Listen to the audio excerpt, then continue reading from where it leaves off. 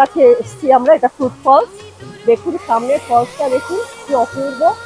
বৃষ্টি পড়ছে, ওয়েদার খুব খারাপ, কেউ নেই এখানে, আমরা দুজনেই কিন্তু ফলসের সামনে ঘুরছি, ছাতা মাথায় দিয়ে ঘুরতে হচ্ছে আমাকে। এই দেখুন ফলসটা দেখুন, আর এই জলটা একদম ঠান্ডা সবুজ জল, অপূর্ব, একদম দারুণ লাগছে।